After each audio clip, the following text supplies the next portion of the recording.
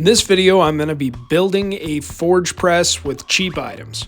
If you're here to find out the fix for the Vevor 32-ton air hydraulic / pneumatic bottle jack, then you're going to have to go to the 3-minute and 30-second mark where I break that down. These are the basic parts. The bottle jack, that is the press arm that's pink there, then about a 1/2 inch thick piece of steel that I'm going to cut into a base press plate. So I pull out the old jack, I pull out the old springs for the 12-ton jack. It just was not going to be enough, and it was all by hand.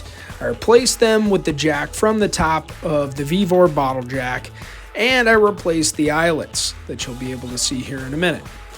What I first start by doing in order to make sure that the new bottle jack will seat to the top of the frame is I take an old hydraulic cylinder off of like a cat, and I cut one of the circle rings off of the piece of the arm, and I crimped it down in the vise and re-welded it so that it would be about the right diameter to hold the top of the jack.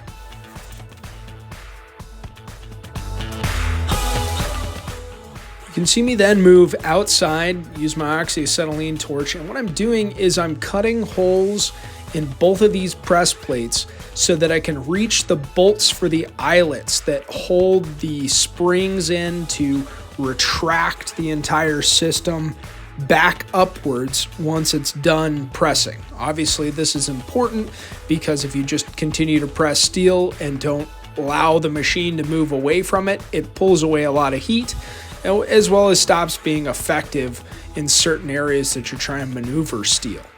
So here I am just cutting the ring to the right height as well as diameter and re-welding it. And then I'm grinding and checking the level to put it to the top of the frame. Next, I take where the old press arm had about the size of a quarter press piece on it. It was just a steel cylinder, and I cut that about flush so that I can weld on the steel press plate that I'll be using eventually with die sets. After that, I checked the spring height and I put the eyelets into place. They were, of course, just a little big, so I had to drill them out with about a 1/2 inch bit to fit these new eyelet hooks in there and put it all back together.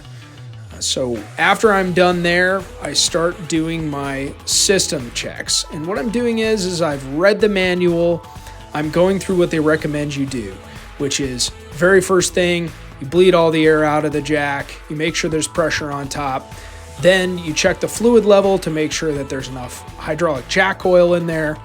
Then you tighten it back up and you just shake the arm about 10 times up and down as fast as you can to bleed the air out of the lines, or at least that's what I thought. After you do that, you're going to have to replace the connection bit because it's like a Schrader European area valve.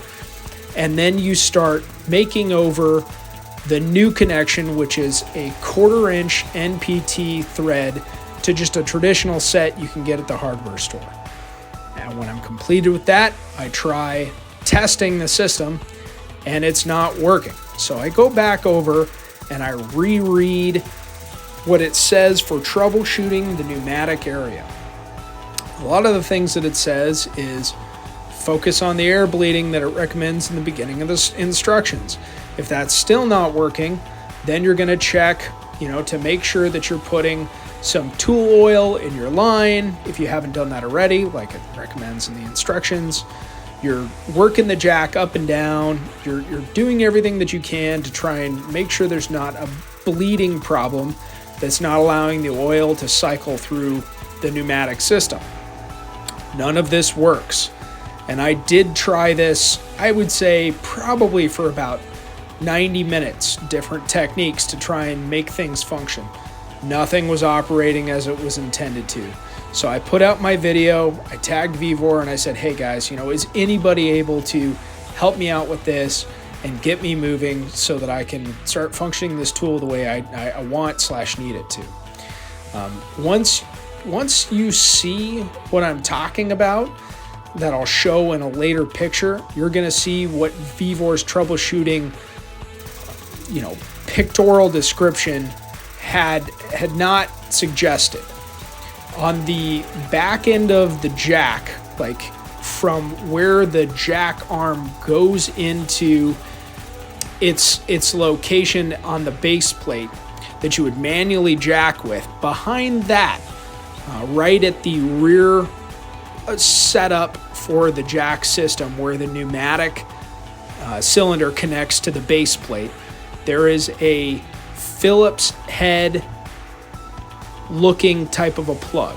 And I tried to look on what it recommended, and it said basically to loosen that and then tighten up the air stop and then try the pneumatic system again, which I did.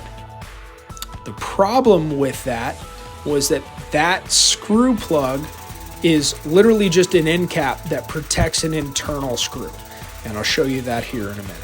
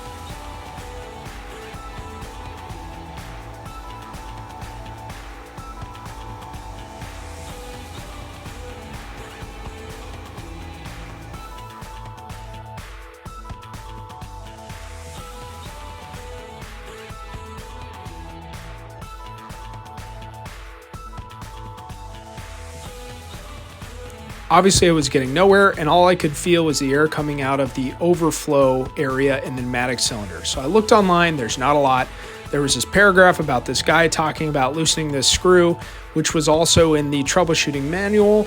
So this is the screw that I'm talking about, and I'll zoom in here. It takes a large Phillips head, and you're gonna need a long, skinny, medium-sized Phillips head once you take that screw plug out to get to the inside.